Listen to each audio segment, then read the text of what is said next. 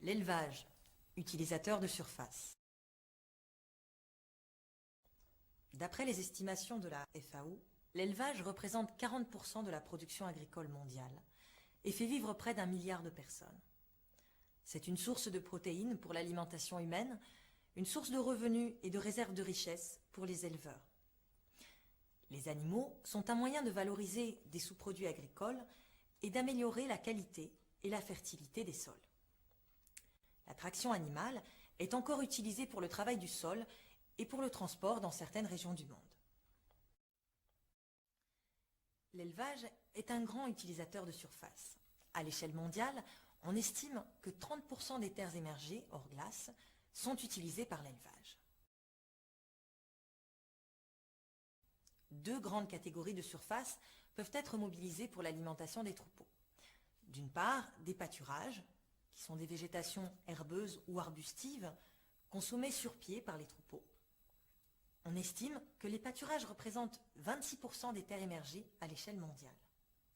D'autre part, des terres arables, cultivées par l'homme et dont les parties aériennes, feuilles, tiges, graines et sous-produits de transformation, ou les tubercules, peuvent être consommés par les animaux.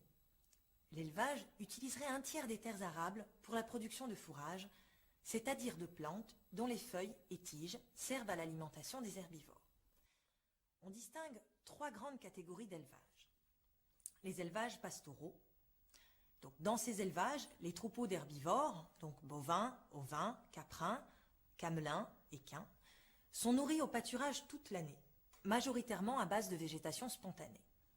La mobilité des troupeaux, et parfois la mobilité des communautés d'éleveurs, permet d'aller chercher la ressource alimentaire là où elle est disponible, selon les saisons.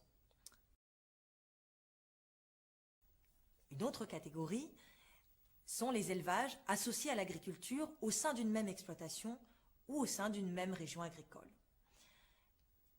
La même unité de production cultive ainsi des végétaux et élève des troupeaux qui sont nourris au pâturage ou en bâtiment à partir des ressources produites localement. On parle d'association agriculture-élevage. Enfin, il y a les élevages hors sol, où les animaux, porcs, volailles, parfois bovins ou caprins, sont fixes, souvent en bâtiment, et nourris à base de végétaux ou de sous-produits agricoles importés d'autres zones de production. De manière générale, lorsque les animaux pâturent, ils prélèvent sélectivement des éléments du couvert végétal pour se nourrir, et ce faisant, ils explorent le milieu. Ces prélèvements sont inégalement répartis dans l'espace, en fonction de la dispersion des espèces végétales, mais aussi de la topographie, de la composition du troupeau, de la présence d'un berger ou de clôture. Les déjections, quant à elles, sont concentrées dans les zones pâturées, mais aussi dans les zones de repos. Lorsque les animaux sont alimentés en bâtiment, les moments et lieux de prélèvement de la végétation sont fonction des récoltes organisées par l'agriculteur. Les végétaux récoltés peuvent être conservés ou transformés avant d'être distribués aux animaux.